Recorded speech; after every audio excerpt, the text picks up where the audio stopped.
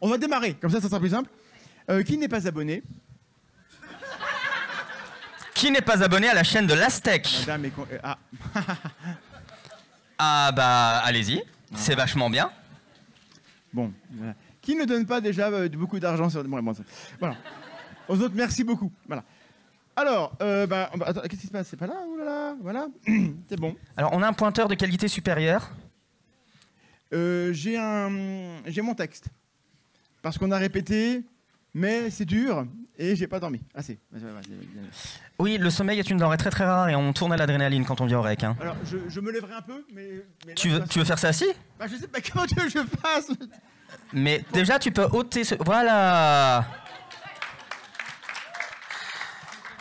Bon, allez. Je suis devenu responsable accessibilité parce que je m'occupe de lui depuis des années. Hein. Quelle indignité. Tu démarres? Mais merci, hein, c'est grâce à toi. C'est quand tu veux. Vrai plan de carrière. Sinon t'es viré. Hein. Alors, bonjour à tous. On s'est déjà salué, vous venez d'entrer, vous êtes amassés en foule. Merci d'être là. Je suis Vlad Tapas, pour les 2-3 qui ne me connaîtraient pas. Visiblement, tout le monde est plus ou moins abonné à la chaîne. Et bah, si vous me connaissez, vous savez que je passe mon temps à vous dire que votre cerveau, il est un peu tout pourri en fait. Mais bon, aujourd'hui, promis, je vais tout faire pour essayer d'être gentil et doux avec vos différents organes. Bah, moi, je suis Assamandac, je suis le gentil. Et nous pratiquons la zététique. Alors la zététique, en gros, c'est l'art du doute, c'est l'art de se poser des questions. Alors les questions, c'est quoi? C'est que crois-je? Pourquoi le crois-je? Que sais-je? Vérifie-je suffisamment mes croyances? Comment sais-je ce que je sais? Doutais-je de savoir douter? Eût-il fallu que je doutasse plus ou moins? Suis-je bien certain de toutes ces conjugaisons? En tout cas, le but est de croire le moins de choses fausses et le plus de choses vraies. Et comme nous sommes des professionnels, voici le plan de la conférence. Le plan de la conférence... Prenez vos stylos. Nos sens sont limités et ils nous trompent. Avec des illusions visuelles, des illusions sonores, des illusions logiques. Vous allez voir, ça va être super. La perception est une action. L'accès au réel est biaisé, et pas seulement par la physiologie. Mais on verra aussi pourquoi c'est pas si grave. Et désolé pour ceux qui sont là, mais vous ne verrez pas les illusions. Hein, ça va être... Bon, on a fait la même conférence il y a 9 ans. Là, on a juste remis au goût du jour et on est plus beau qu'avant, c'est tout. Et quels mécanismes peuvent compenser ces biais? On en verra quelques-uns, même si, en fait, finalement, pas tant que ça. Bon, c'est quoi après? Eh ben, on commence avec nos sens qui sont voilà, vachement limités. On commence avec les sens limités. Parce que tout se passe comme si notre... Bonjour, c'est pas le Covid. Tout se passe comme si notre cerveau était enfermé dans une boîte. Une boîte à l'intérieur de laquelle il n'a accès qu'à une quantité infime de ce que le réel détient réellement. Quasiment rien en fait. Et quasiment rien, ce qui est très peu. C'est pas énorme. Par exemple, bruit de page qui se tourne. Prenons la perception du son. Voilà, vous l'avez là. Alors, vous entendez des basses fréquences à peu près à partir de 20 Hz, quelque chose comme ça. Si vous avez moins de 30 ans, vous percevez encore quelques ultrasons entre 10 et 20 kHz. Au-dessus et en dessous, rien. Et alors, alors, par contre, tu vas aller plus loin. Oui, bah voilà, c'est bon. Voilà. En-dessus, rien. Encore Non. Ah oui. Pour la vue, c'est moi là, c'est moi. Si tu veux qu'on finisse à l'heure, tu me laisses faire. Tu vas finir tout seul, ouais, c'est tout. Moi, ça fait presque 10 ans. Hein. Ça fera 10 ans en juin. Donc, bon. Et avant la chaîne, bref. Bon. Pour la vue, le spectre des rayonnements est très très vaste. Et notre œil, le vôtre comme le mien, même si le mien il est un peu fatigué, c'est entre 400 et 700 nanomètres. Ça va, nanomètres. Et on a osé appeler ça la lumière visible, comme si le reste n'était pas de la lumière. Donc voilà. Au-dessus, en dessous, rien. Et puis bah voilà, et même avec un graphe en logarithme, comme vous le voyez, ça s'appelle en logarithme. Mot compte triple. Et bah ça représente quasiment rien sur le spectre. Basiquement, avec vos yeux et vos oreilles, vous percevez une portion du monde réel qui est négligeable. Voilà. Et pour les myopes, c'est très très dur. Hein. C'est compliqué. Ça, hein. C'est compliqué. Alors il n'y a pas que le son et la vue. Sur le stand de l'Aztèque, si vous voulez, on a les planches d'Ishihara, on peut tester si vous êtes daltonien ou vraiment si vous ne voyez pas très très bien. Pour la température, entre le zéro absolu et les quelques millions de degrés des couronnes des supernovas, bon, bah, le corps humain, comme vous le savez, entre 0 et 100, c'est déjà un maximum en termes de perception. Donc le reste, on perçoit. Donc, et puis il y a encore ça, après ça, il y avait autre chose. Il y avait l'onde de choc. Bah oui, parce que voilà, c'est la même chose. Entre l'onde de choc et l'inaudible, au final, il n'y a pas une distance qui est vraiment considérable. Bref, en somme, les récepteurs sensoriels auxquels notre cerveau est connecté sont d'une qualité objectivement médiocre. Sois gentil avec le cerveau. On n'a pas l'impression pourtant d'être enfermé dans une... Qui a l'impression qu'il est dans une boîte enfermée? Là, ouais, franchement, ouais. Bon, il y a des gens dont on sait d'avance qu'ils ont des problèmes, mais les gens qui n'ont pas de problème, on n'a pas l'impression. Comment t'expliques qu'on n'a pas l'impression d'être dans une boîte étanche? Eh ben, c'est parce que notre cerveau est un super badass qui se paye le luxe de reconstituer une représentation du monde à partir d'informations extrêmement parcellaires. Oui. Le cerveau réussit à nous faire croire que nous captons beaucoup plus d'informations que ce que nous captons en réalité. Toute notre vie se passe dans notre tête et pas ailleurs. Vérifiez chez vous, tout se passe dans la tête. Hein, sauf le cancer du genou, mais c'est dans la tête qu'on sait où il est. Et cette construction, elle n'est pas parfaite. Le cerveau reconstruit tout. Et les IA aujourd'hui nous donnent un peu l'image de à quoi ça ressemble dans la tête. C'est-à-dire qu'on voit bien que les IA peuvent reproduire des images qui, vues de loin, on l'a parfaitement correcte. Et quand on zoome sur les détails, ça coince, ça va pas du tout. Hein. Et quand vous regardez vos souvenirs, c'est toujours pareil. Ou vos rêves, en détail, ça coince. Ça pose des problèmes. Donc, c'est la preuve que le cerveau est tout pourri, c'est ça? Bah ouais, on comprend basiquement l'idée, mais bon, on aurait franchement tort de s'y fier, quoi. C'est pas terrible. Est-ce que ça veut dire que le cerveau est tout pourri? Ouais, bah non, c'est-à-dire que non, parce que j'ai dit aux gens que je serais gentil avec leurs organes aujourd'hui, s'il te plaît, on va faire attention. Donc votre cerveau est super. Ouais. Il est très bien, il marche très très bien. Mais même avec un cerveau top niveau, nous percevons des choses bizarres. On va regarder ensemble, on va faire des tests ensemble d'illusions. C'est là où on fait c'est ça, il y a des équipes de chercheurs. Soyez contents à faire des illusions d'optique. Bon, allez, voilà. super sympa. Il y aura Voilà, 2 ou 3 une illusion d'optique, on vous laisse un quart d'heure. L'image ne bouge pas. Elle est parfaitement fixe et pourtant, alors moi de là où je suis, non, puis vous non plus, mais ceux qui sont bien en face, ça tourne un peu. J'ai vomi. Pourquoi ça tourne? Parce qu'il y a des raisons et faites vos propres recherches. Il y a un autre exemple ici où on a l'impression que le cœur il grandit comme ça constamment, si vous êtes bien en face. L'image ne bouge pas et donc on a une illusion, il y a donc un décalage entre l'image et ce qu'on perçoit. Là, vous avez un truc qui va bouger. Donc, regardez bien les 4 points à droite, si je fais ça, ça marche? Oui. On voit qu'ils vont de haut en bas. Et ceux qui sont en face, regardez le point à gauche. Et d'un seul coup, les 4 points, ils vont plus de haut en bas, ils vont vers la droite, dans une régression infinie. Ils n'arrêtent pas d'aller à droite, comme certains pays occidentaux. Tout le temps, une régression infinie. Mais là, c'est une illusion. Voilà. Il y a des équipes de chercheurs qui travaillent à étudier ça, pas pour les pays. À expliquer pourquoi notre système nerveux produit certaines représentations erronées. C'est passionnant et on va pas rentrer dans les détails. Et la vue, c'est pas le seul sens concerné. Il existe aussi des illusions auditives. Vous êtes en train d'entendre présentement le glissando de Shepard. Ça va? C'est très désagréable.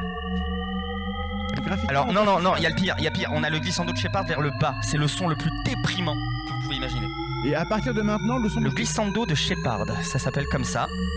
Créé par Roger Shepard en 1964. Tu expliques ou pas? Alors, il s'agit d'une illusion auditive dans laquelle on a la sensation que le son passe son temps à monter. En fait, ce qui se passe, c'est que le son monte effectivement, sauf que petit à petit, on va baisser le volume des plus hautes fréquences et augmenter le volume des plus basses fréquences. Ce qui fait qu'on a un son qui semble être continu et l'oreille interprète ça comme une montée infinie. Je suis pas sûr que t'es pas interverti les 2 fréquences haut et bas. J'en sais rien. Vous corrigerez à la maison. Oui, voilà, c'est ça. Et il y en a un deuxième très rigolo. C'est l'accélérando de Risset.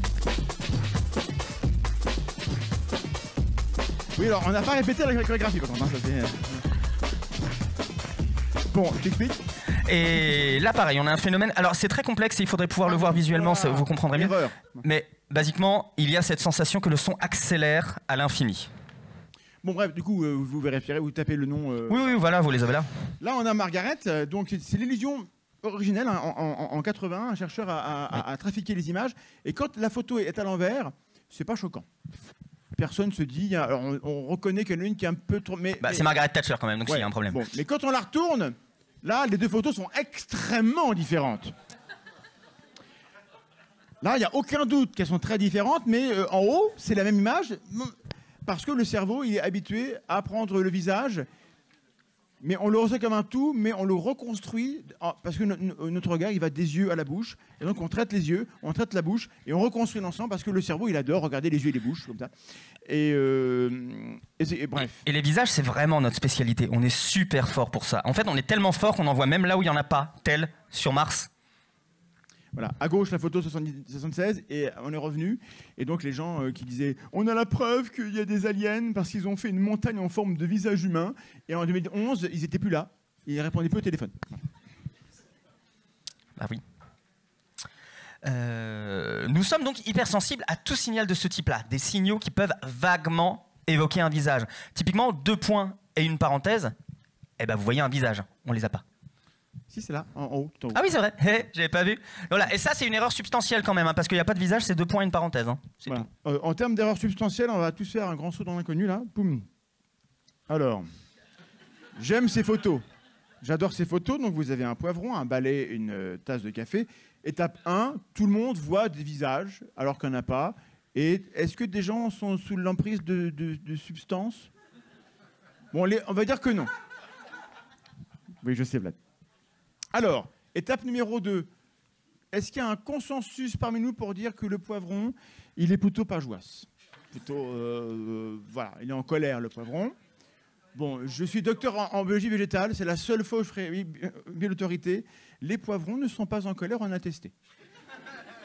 Le balai est mauvais poil, et la tasse de café, elle est très étonnée.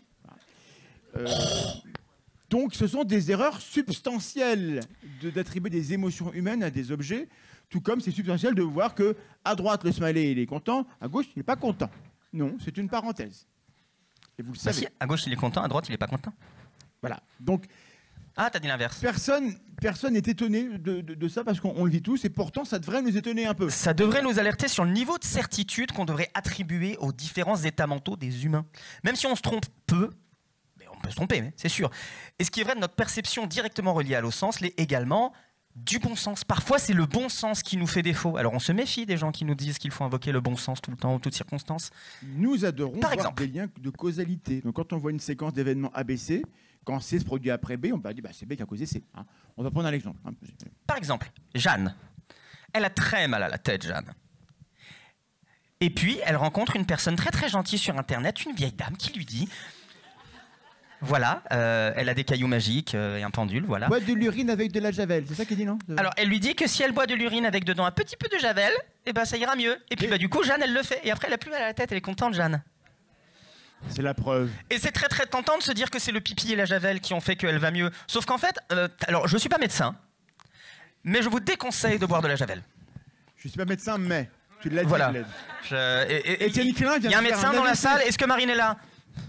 Elle est pas là. Elle est pas là. Bah, elle vous dirait pareil. Bon, mais Étienne Klein, on l'embrasse, mais voilà, tu as dit, je suis pas médecin, mais. Alors, bon. Alors, du point de vue de Jeanne, il y a une vraie séquence chronologique, elle a bien raison, elle a été malade, elle a pris le pipi, elle va mieux. Pour elle, s'il n'y a pas de causalité, c'est étonnant, parce qu'on aime bien en voir une. Sauf qu'elle confond la séquence chronologique avec la causalité, et donc c'est le post-hoc ergo propter. Tout le monde l'avait, je sais. Ergo. Ergo. Voilà. Post-hoc ergo propter hoc, qui veut dire après que, donc en raison de. Voilà. Et on éprouve tout ça dans plein de situations. On croit avoir de la causalité et on ne devrait pas. Voilà, autre exemple. Il y a des personnes qui constatent, et c'est tout à fait vrai, qu'il y a les chiffres de maladies comme par exemple Alzheimer qui augmentent de manière significative ces dernières années. Dans le monde, hein. Dans le monde. Beaucoup de personnes sont tentées de dire c'est à cause de la pollution, c'est les chemtrails, et puis il n'y a plus de saison, ma bonne dame, et puis en plus, voilà, les jeunes, ils s'habillent n'importe comment, et du coup, paf, plus d'Alzheimer. Peut-être pas, hein, peut-être pas. Si on se retient d'attribuer ces changements à tous les griefs qu'on peut avoir sur le monde et qui peuvent être légitimes, quand on regarde les chiffres, qu'est-ce que ça nous dit? Ça dit que les maladies dégénératives augmentent dans le monde. Peut-être que c'est une bonne nouvelle parce que les régions du monde dans lesquelles on meurt jeune, on n'a pas Alzheimer. Mais là où on meurt vieux, on n'a plus Alzheimer. Donc là, c'est une bonne nouvelle en fait. Ça veut dire que les gens meurent plus vieux. Enfin, ils meurent quand même, hein, c'est le truc. Mais bon, pour l'instant, on n'a pas de solution. Et pourtant, en fait. Et pourtant, on va pas se mentir, c'est hyper tentant de se dire qu'effectivement, on regarde ça. Marine Le Pen nous a fait la même il y a très très longtemps, ce genre d'illusion causale avec les graphes. Voilà, c'est une manipulation qui marche bien parce que justement, on sait bien. Ça ne manque pas d'une certaine forme de logique et en même temps d'une certaine forme de bon sens, on pourrait dire. Sauf que le bon sens, c'est de la merde. On embrasse l'assaut bon sens des Covidingos. Donc la causalité qu'on voit dans le monde, en fait, elle est dans la tête. Tout notre vie se passe dans la tête. Et même les modèles scientifiques qui donnent des choses sur le réel, parce qu'en gros, la causalité, Elle existe dans le monde réel, hein, on ne dit pas qu'il n'y en a pas. Mais quand on l'aperçoit, il faut un cerveau. Et tous les modèles scientifiques sont créés dans des cerveaux pour être utilisés par des cerveaux. Tout se passe dans les cerveaux. Je l'ai dit assez ou c'est rentré dans votre cerveau? Bon. Alors parlons du cerveau. Et le cerveau, justement, le cerveau, on en parle. Le cerveau représente, en moyenne, ça dépend des individus, hein, à peu près 2% de la masse de notre corps. Parfois 3. Hein. C'est sexy, hein. C'est 3%. Ça, sur les applis de rencontre, moi, mon cerveau, il fait 3%. Et toi? Oh, bah dis donc. Incroyable. Hallucinant. 2%. Et pourtant, il sollicite 20 à 30% de l'énergie totale de notre corps. Oui. Et Alors, moi, je suis à 12. T'es à 12? C'est une bonne Tu es très économe. Mais non, tu es économe, c'est bien. C'est bien, très économe. Voilà, intelligent asymptomatique. Je t'ai coupé. Oui, c'est ça, merci. Où est-ce que j'en étais? Ah oui, 20% d'énergie qu'on consomme. Parce qu'il est chargé de faire bouger le corps, de produire l'ensemble des comportements, l'ensemble des différentes réceptions d'informations qu'on a. Donc c'est un organe qui est très coûteux, et également très fragile, et également lent, et également paresseux, et également approximatif. C'est comme ça que les gens étaient avec les cerveaux des gens. Mais je fais ce que je peux. Hein. Alors, ce qui est étonnant, c'est qu'on pourrait se dire l'évolution humaine, ça fait quand même 4 milliards d'années qu'on a de la vie sur Terre et puis qu'on se débarrasse des mauvais. Hein. C'est comme ça que les gens. Et on pourrait dire comment c'est possible que le cerveau soit aussi pourri. Bon, on va en parler après l'évolution. Mais avant de parler d'évolution, je voudrais tous vous féliciter. C'est important de vous dire bravo. Parce que tous autant que vous êtes là, si on remonte dans le. C'est bon, oui, c'est bravo. Si on remonte dans le passé, donc entre vous et le début de la vie qui est encore présente, il y a un truc à peu près, j'ai compté 50 000 milliards de générations. Ça m'a pris beaucoup de temps. À une patate près. À 3 près. Hein. Et donc, tous vos ancêtres à vous, et à moi, et même à lui, et là c'est étonnant, vous allez voir, tous les ancêtres ont réussi à vivre assez vieux pour se reproduire. Tous.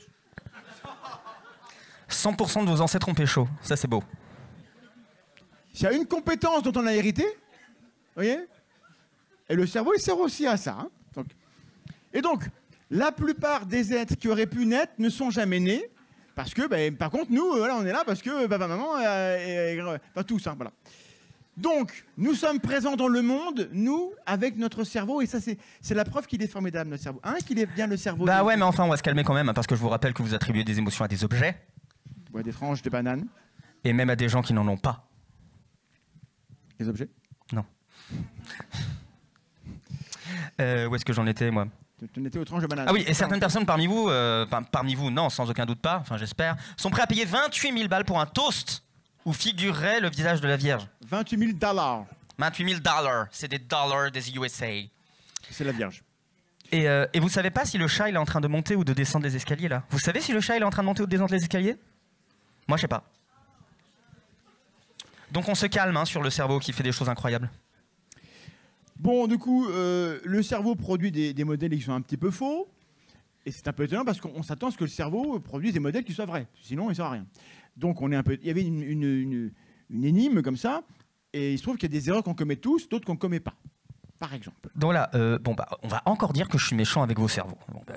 Oui, on va le dire. Oui. Mais bon, du coup, je vais te laisser expliquer l'histoire de l'évolution.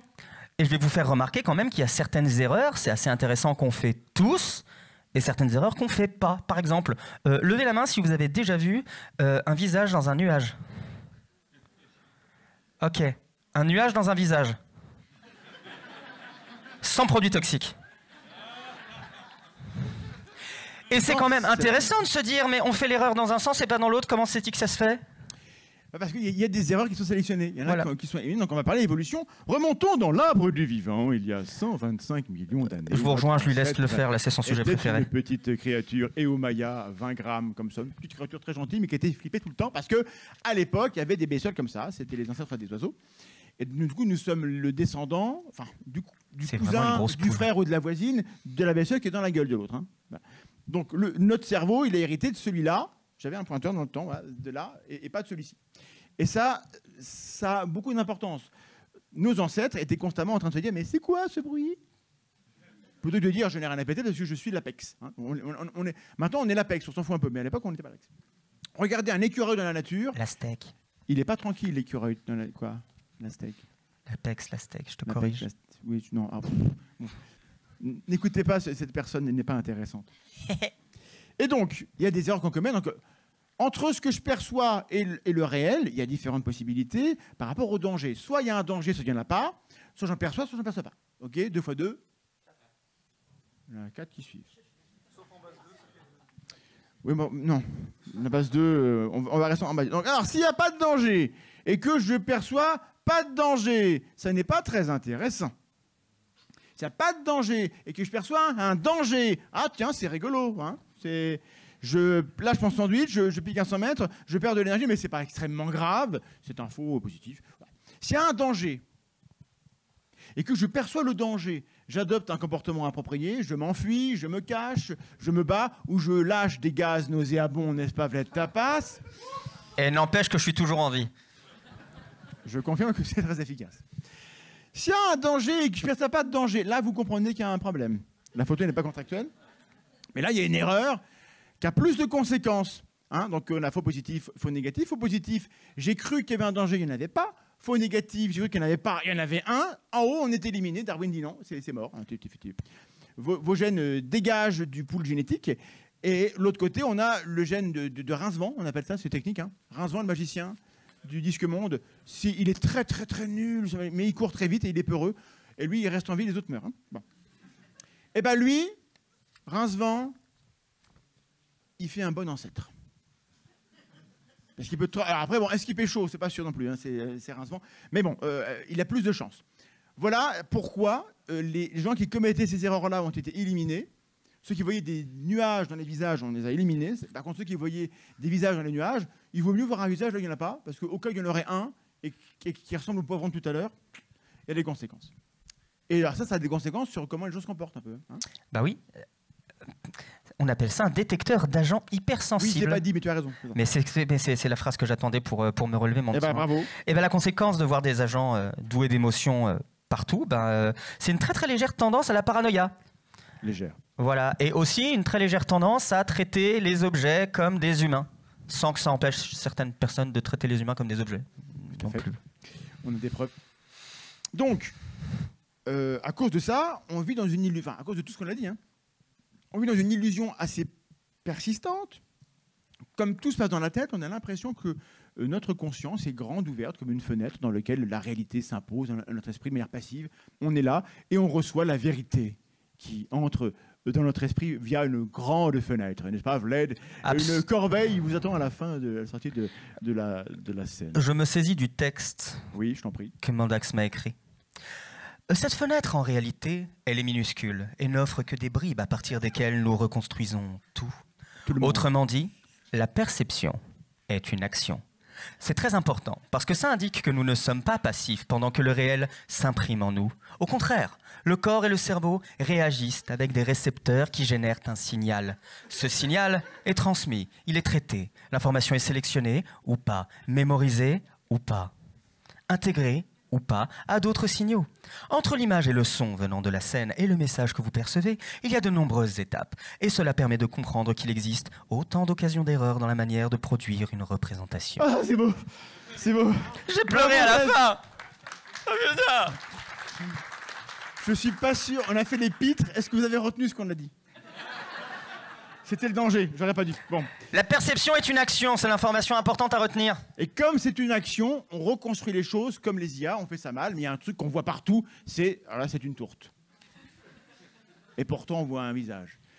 On a toute une zone de l'hémisphère droit qui détecte les visages dans les smileys, dans les tourtes et dans les photos bizarres comme ça. On se dit, oh là, pauvre homme, il a beaucoup souffert. Et en fait tout va bien. Qui connaît la photo? Parce que celle-là j'ai déjà utilisée. Qui la connaît? Vous n'êtes pas suffisamment abonné. Oui, il faut vous abonner plus. Hein. On va regarder la photo dans son bon sens. Hop. Et là, ça va mieux. Alors, vous ne verrez rien, hein. Désolé, mais en face. Vous voyez le potichier? C'est un potichier. Un petit chien avec ici la petite tête, les oreilles, la queue. Ah, le ah, j'aime bien. C'est mon moment préféré. Je vous aime. Voilà, le ah, potichier. Et pourtant. Oh, et bim. On a beau savoir qu'il n'y a pas de visage, notre cerveau il capte les indices, les signes qu'il y a un visage, et on le voit quand même. Nous sommes donc incorrigibles, nous n'avons aucun espoir, l'humanité est... Ah non, c'est pas le texte. Non. La prochaine image, Mandax, s'arrête. On a besoin que les gens soient un peu optimistes. La prochaine image, elle est un peu connue. Alors, si vous la connaissez, vous spoilez pas. Vous êtes prêts? On s'en fout. Shoot. Dallenbach. C'est l'image de Dallenbach. Voilà. Et là, il y a de fortes chances, si vous n'avez jamais vu cette image, que vous ne compreniez pas ce qui est en train de se passer. On lève la main si on ne voit pas si c'est sur l'image. T'allais tellement le dire sans faire exprès. L'image, Vas-y, Vlad. Le stimulus visuel emprunte un chemin qui fonctionne parfaitement, mais qui risque de n'allumer absolument aucune case dans votre cerveau. Moi, pour ça, on m'a envoyé ça par mail. Je ne sais plus qui l'a fait il y a des années. Et il m'a dit, tiens, regarde. Et je lui ai répondu, mais qu'est-ce que je dois voir? Il m'a pas répondu pendant une semaine. Ah, le rat! J'avais pas le nom, j'avais rien. Et j'ai cru que j'avais une coupe, en plus l'image était un peu dégradée, une coupe microscopique d'un tissu, parce que c'est ce que je suis habitué à voir en fait. Et en fait, pas du tout. On va changer d'image, après on va y revenir. Là, bon, qui voit le petit chier? Enfin, c'est un gros chier. Oui, c'est un gros petit chier. Ceux qui aiment bien les chiens le voient, les autres, vous êtes des mauvaises personnes. Le petit chien est la partie qui n'est pas verte dans l'image. Une fois qu'on l'a vu, hop, on le reconnaît. Vous êtes amorcé, vous avez un agent d'attente, donc le cerveau voit ce qu'il est entraîné à voir. Autre image, dans un code couleur qui va vous paraître bizarre. Qu'est-ce qu'on voit sur l'image? On n'est pas sûr de savoir ce qu'on voit sur l'image. Alors ceux qui reconnaissent ont reconnu, mais qui n'a pas reconnu? Ceux qui reconnaissent ont reconnu, c'est bien. Oui, mais parce que je dis mais mes phrases sont vraies. Je change le code couleur, et là vous avez compris. Qu'on a une image de la mer Méditerranée avec 4D et 6R. Par contre, en tant que Portugais, je m'insurge. Hein. Oui, bon. C'est inacceptable. C'est inacceptable. C'est pas une faute de... Voilà. On revient sur Dallenbach parce que les gens ils vont pas attendre une semaine. Vas-y avec ta vache. Mais oui, c'est... Montre-leur ta vache. C'est une vache. Est-ce que vous avez la vache? Elle est où ma vache? Deuxième référence à Pratchett de la journée. Alors on rajoute quelques informations complémentaires pour réussir à voir la vache. C'est bon, vous l'avez? Il y a le petit A aussi, j'aime bien. Et donc maintenant que vous avez vu la vache, maintenant que vous savez que la vache est là, même si on retire l'information, vous verrez la vache à chaque fois. On vient de vous niquer l'illusion de Dallenbach. Ça marche une seule fois. Ça marche qu'une seule fois. Welcome. Voilà, et maintenant même, ça c'est impressionnant, vous êtes capable de discerner des contours qui pourtant ne figurent pas sur l'image. Si vous voyez le bord du crâne de la vache ici, bah vous l'imaginez parce qu'on... Attends un instant.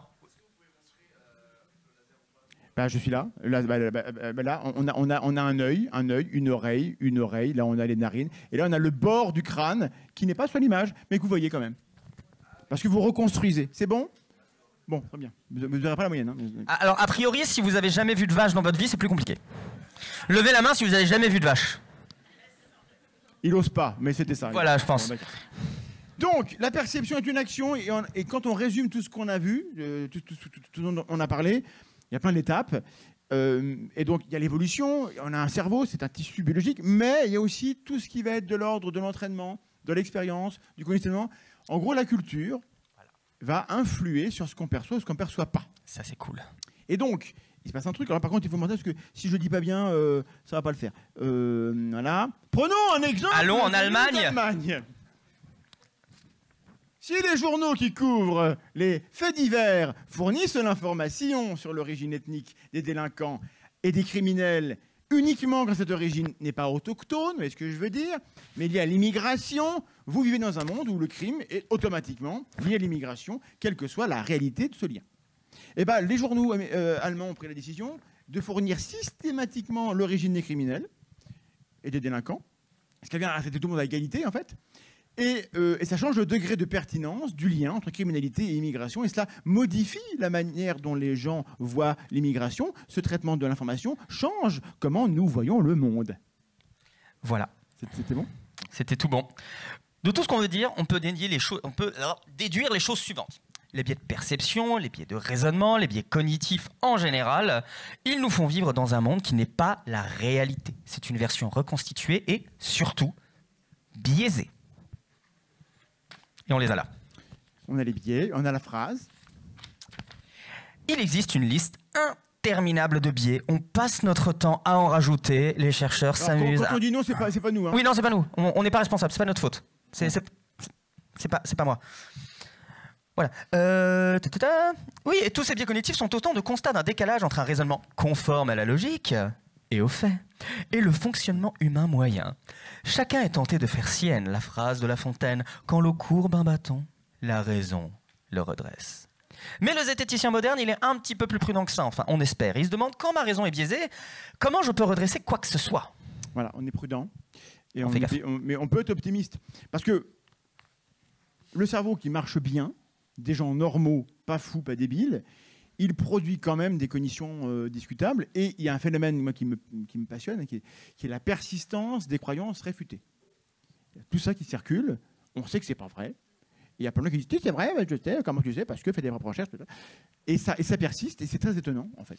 C'est ça, on est entouré de croyances fausses. Et on est surtout entouré de personnes qui ont des croyances fausses.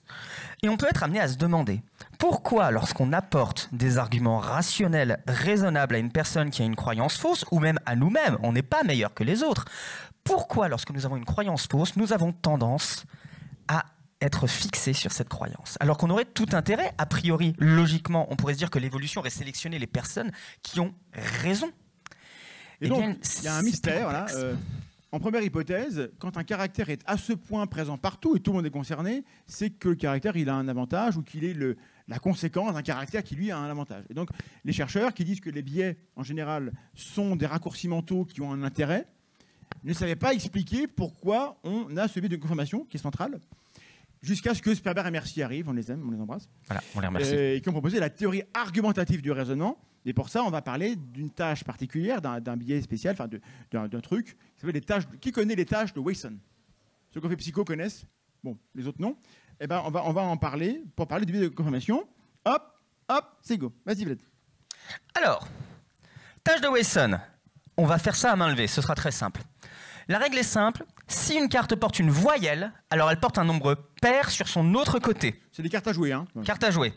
On les montre. Hop, j'ai 4 cartes. Voilà, certaines cartes contiennent des lettres, d'autres contiennent des chiffres. Et il faut deviner quelle carte retourner pour confirmer ou infirmer, justement, cette hypothèse. Pour vérifier si la règle est vraie ou fausse, on doit retourner 2 cartes. Qui connaît déjà ça? Qui a déjà vu ça? Parce qu'on a... Alors vous jouez pas, vous sortez. Oui, on ne triche pas. On vous aime plus que les autres, mais vous sortez. Bon. Qui retourne E? On lève la main. Alors, il faut retourner 2. Vous avez le droit d'en retourner 2. Qui retourne E? Qui retourne pas E? Qui a un bras qu'il peut lever? Qui retourne K? Qui ne retourne pas K?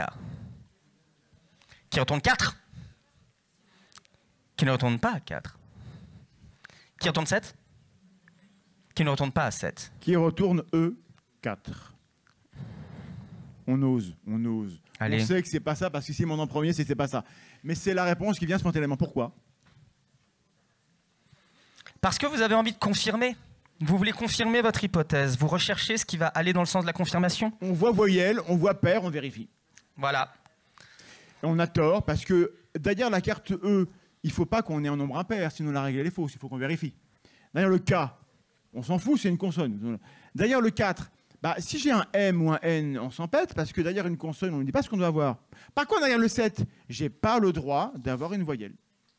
Je dois chercher les cas qui vont violer la règle et pas confirmer la règle. Précisément. Or, spontanément, on pose une hypothèse et on cherche à la vérifier, et c'est l'inverse de ce que fait la science. Pour ça, la science, c'est chiant et dur, parce que c'est l'inverse de ce que on pense normalement. Taux d'erreur dans une population normale, Vlad Tapas? 90%. Exact. Et c'est lié à notre forte tendance à confirmer une hypothèse, comme on le disait, plutôt qu'à l'infirmer. Mais on va changer la représentation du problème et on va l'humaniser un petit peu maintenant. C'est la même problématique en maths, mais on change le contexte. On est dans un bar, il y a une règle. Si une personne est mineure, alors elle ne boit pas d'alcool. C'est la même structure logique. On change les images. Elle date un petit peu. Hein. Alors, alcool, pas alcool, mineur à l'époque, et puis majeur, mais toujours en vie. On est très content. La question est, on peut vérifier l'âge des deux à gauche ou ce que boivent les deux à droite. On va lever la main si on veut vérifier l'âge du numéro 1. Est-ce que vous voulez vérifier l'âge de la personne qui boit de l'alcool? Levez la main.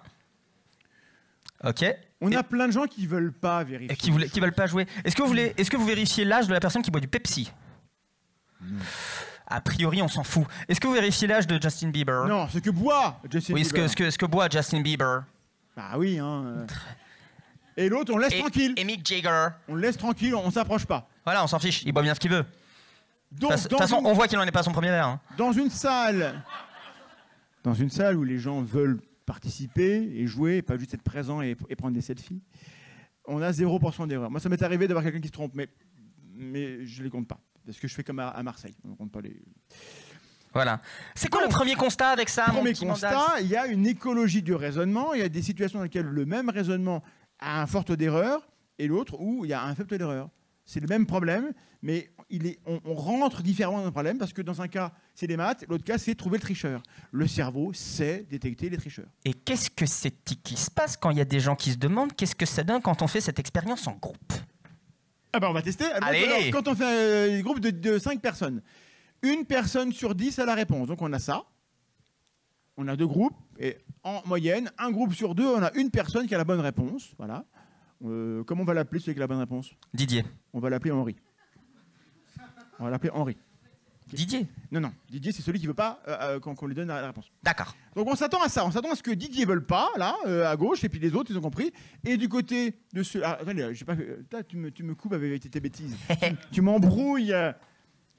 La règle, c'est on laisse les gens discuter pendant 10 minutes sur leur réponse. Et à la fin, on demande à chacun, individuellement, il donne sur sa feuille, sans copier, sa réponse au problème. Et on regarde qui a bon, qui a faux. On s'attend à ça. Ceux qui n'ont pas la réponse, ils savent pas. Et le groupe où quelqu'un a la réponse, celui qui a la réponse, il explique aux autres. Mais le vrai chiffre, le vrai résultat, mesdames et messieurs, tenez-vous bien à vos chaises ou au sol, c'est parfait. Il est inférieur à 20%. Restez assis, c'est 20%. Moins de 20%. Moins de 20%. Pourquoi? Les groupes dans lesquels les personnes avaient la réponse, ils réussissent autant que les autres. Comment c'est-il que ça se fait?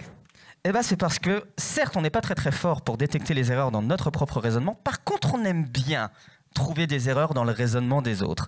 Résultat, quand on se met en groupe, on se corrige les uns les autres. Et cette autocorrection qu'on n'a pas, d'autres l'appliquent à nous-mêmes. Et on a tendance à changer plus facilement d'avis quand on travaille en groupe. Numéro 2, j'écris quoi? L'environnement naturel. Naturel. Ça se prononce naturel. Naturel. Pardon, naturel. Naturel, l'application, s'il te plaît. Naturel. J'arrive pas, j'ai pas encore pas le niveau. Je t'apprendrai. Il faut que je fasse un master à Montpellier pour ça. L'environnement naturel du raisonnement à Montpellier, c'est le groupe.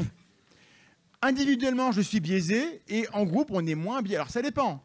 Il faut que le problème soit relativement simple, que les gens s'écoutent, que tout le monde ne soit pas unanime dès le départ et qu'on ait le même but. À l'échelle d'un pays, c'est compliqué.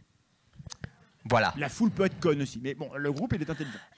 Intelligence collective. Voilà. La conséquence de tout ça, c'est qu'il faut prendre soin de se souvenir que le fonctionnement de la rationalité humaine, ça se fait dans un contexte. Et que ce qu'il faut croire ne se limite pas forcément à ce qui est vrai, objectivement. Et alors ça, c'est un truc que moi j'ai découvert depuis que je fais la zététique. Au départ, j'étais naïf et je pensais qu'il faut croire X quand X est vrai et puis c'est tout. On a des raisons épistémiques. X est vrai, X n'est pas vrai, je crois pas. Bon. Et en fait, les humains, il se trouve que j'ai vérifié, ça me concerne.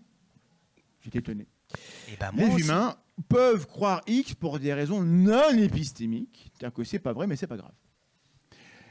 On y croit parce que c'est important pour me dire qui je suis, pour être accepté dans le groupe. Donc dans le groupe, comme on est chez les zététiciens, il faut croire au réseau Occam, il faut croire à la causalité, il faut croire que le paranormal, c'est tous des imbéciles. Non.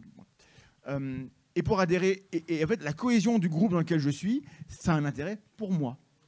Donc c'est rationnel d'accepter une croyance dans le groupe, même si j'ai des bonnes raisons de penser qu'elle est fausse, si dans le groupe, pour ma survie, pour mes intérêts, en fait, ça me porte des avantages.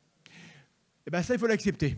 Hein, et nous, ici, on est plutôt du genre à penser que tout ce qui n'est pas épistémique, c'est pas des bonnes raisons. Voilà. Bon, alors, ceux qui font des sciences humaines savent que si. Hein, voilà.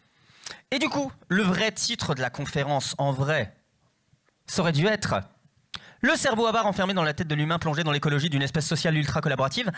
Et ma foi, il fait bien ce qu'il peut.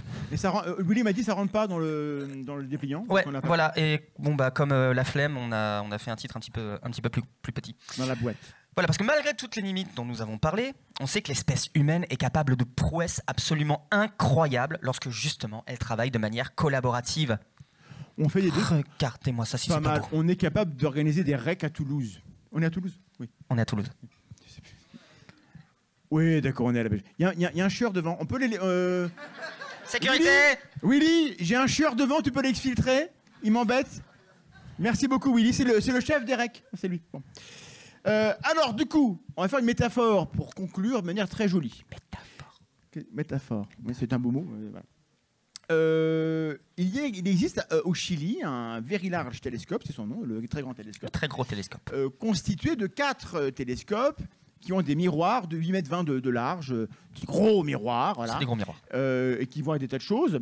Mais lorsque on les fait fonctionner, alors, soit ils fonctionnent de manière individuelle, mais lorsqu'on les connecte entre eux avec des petits fils de cuivre et puis de plomb et de... j'en sais rien, on les connecte et d'un seul coup, on les coordonne et ils forment un interféromètre qui peut détecter des choses comme s'il était un seul miroir de plus de 100 mètres de diamètre, que personne ne sait faire. Hein. Un miroir aussi grand, personne ne sait le faire. Donc, Ça pète. lorsqu'on assemble ces unités comme ça, qui sont fonctionnelles, ensemble, elles permettent d'accéder à des informations qu'aucun télescope n'aurait pu avoir. C'est un interféromètre. Voilà, c'est marqué là. Voilà. Et l'espèce humaine, la tapasse. Eh ben, elle est composée de nombreux cerveaux. De nombreux cerveaux plus ou moins bruyants. Tous enfermés dans une boîte plus ou moins grosse, avec un accès au réel plus ou moins large, mais en tout cas toujours franchement très très très petit. Mais on trouve le moyen de faire des choses incroyables. Et on trouve le moyen de mettre nos connaissances en commun, en comparant des idées, en éliminant ce qui n'est pas vrai, mais aussi et surtout en partageant des idées qui aident à être dans les bonnes conditions pour, eh bien, partager des idées. Et donc notre civilisation, qui a des défauts, Mais qui est pas mal quand on même. peut dire quelques-uns, fonctionne de manière à ce que collectivement, on a accès à des connaissances qu'aucun d'entre nous, individuellement, n'aurait su penser. Mais Donc, il faut être confiant dans l'intelligence collective pour résoudre les problèmes et ne pas se dire c'est foutu, on va dans le mur, le climat, tout ça, c'est la mort. Il faut être... Soyons optimistes. ouais, mais il y a une condition. Il y a une condition, et cette condition, c'est d'être capable de garder l'esprit ouvert. Il faut que notre boîte reste ouverte aux autres boîtes, un tout petit peu entrouverte, suffisamment pour réussir à faire ça, accepter des nouvelles données qui remettraient en question ce qu'on croit, ce qu'on a envie de croire, et aussi ce qu'on croit savoir. Parce que la première qualité du sceptique, c'est quoi? C'est l'ouverture d'esprit. Des C'est belles dans mon chaussures. livre. C'est dans mon livre. C'est pas Bon ça. bah tant pis. Merci beaucoup.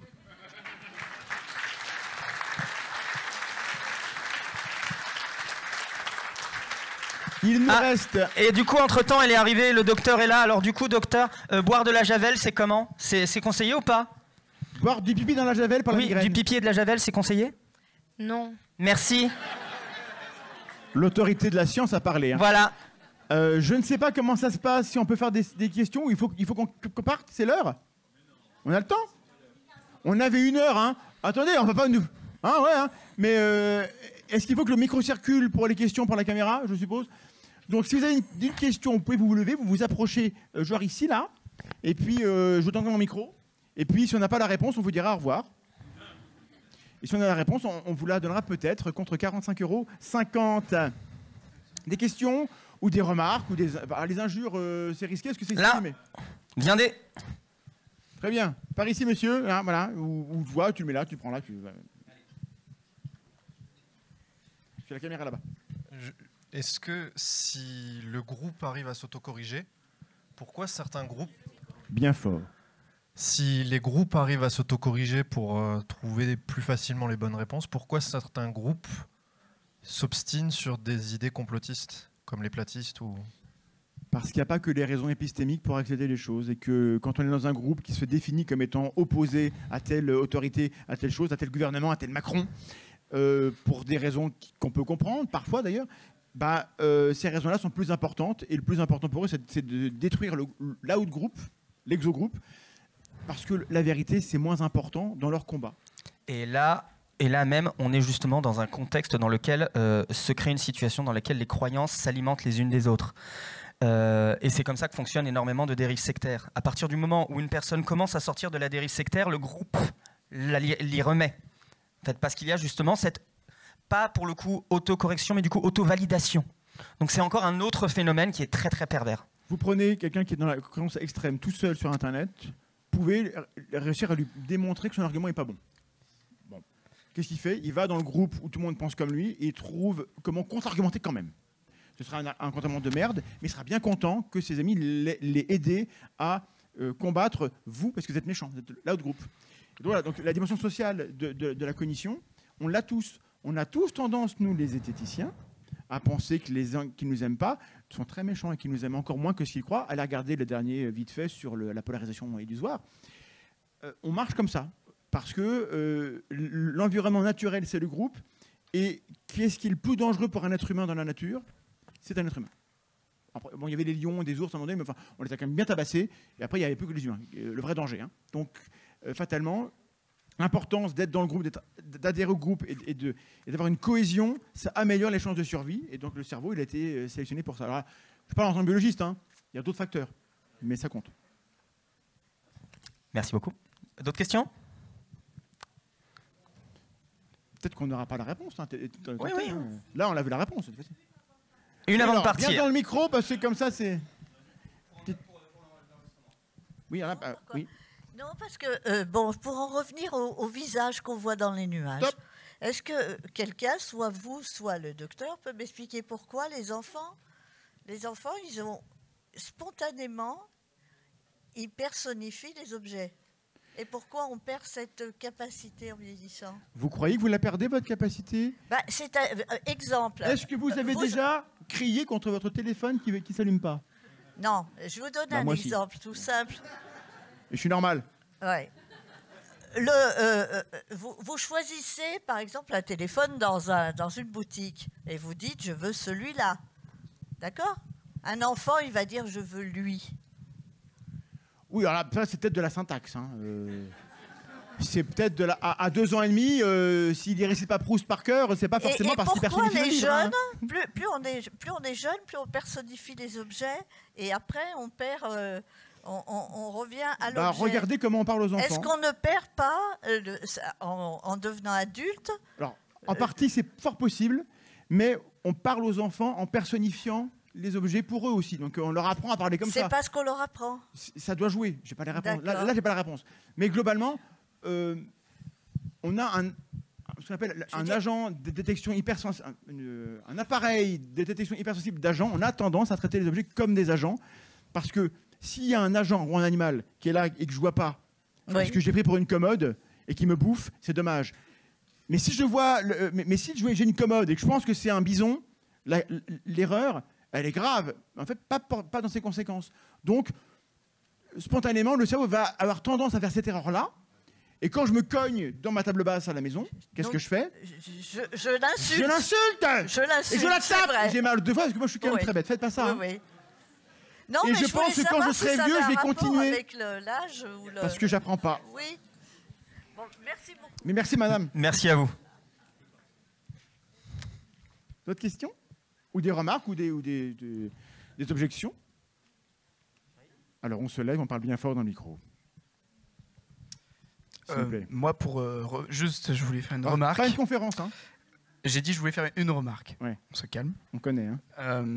Pour reprendre en plus quelque chose que tu as dit l'année dernière pendant on se une tutoie, conférence. d'accord, ok, super. Oui, Bon, trop bien. mais ça fait On n'est plus à ça près. Hein. ça fait 1 an qu'on se tutoie, mais il en fait exprès. Bon, c'est pas grave.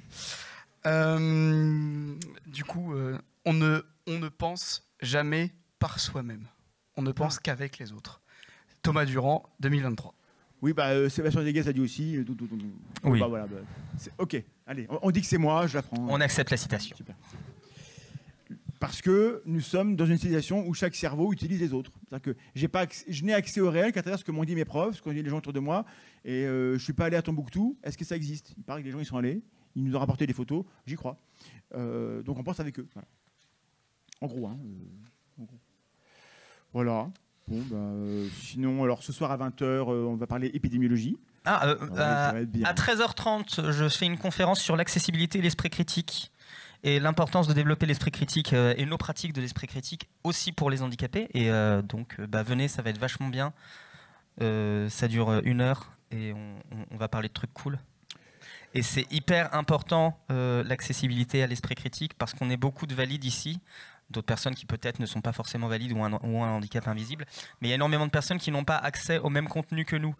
Par exemple, il n'y a pas d'interprète en langue des signes aujourd'hui. Une personne sourde qui arrive, elle n'aurait pas pu accéder à cette conférence.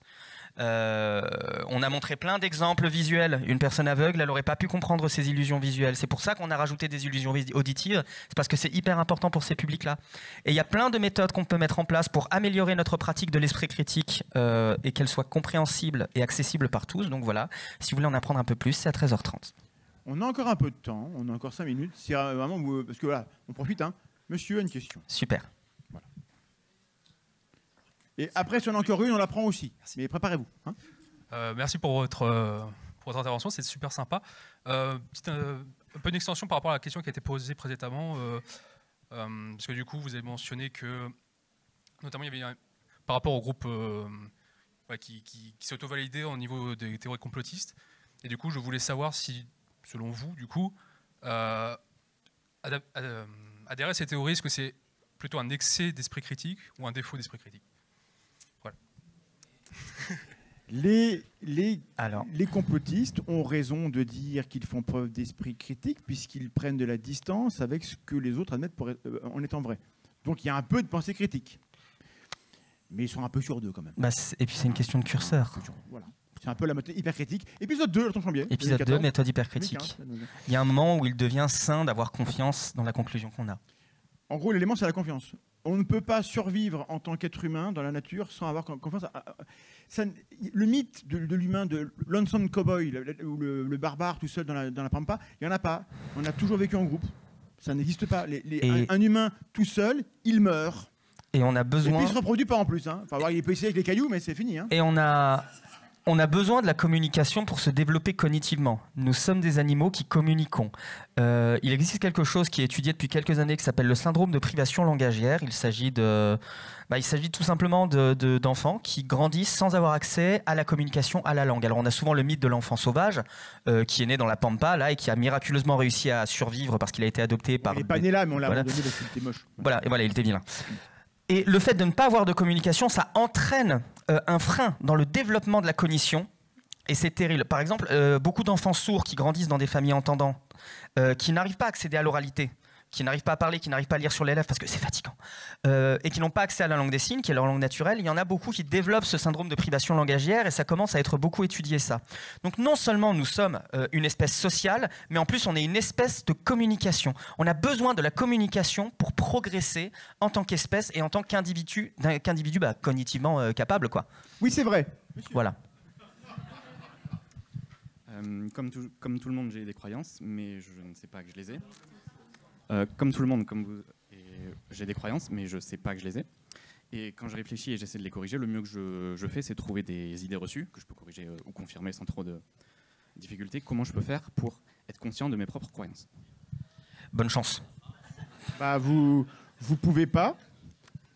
Avoir l'illusion qu'on peut, c'est une illusion, elle est dans l'autre. Donc savoir qu'on ne peut pas savoir quand on croit ou quand on sait, c'est voilà.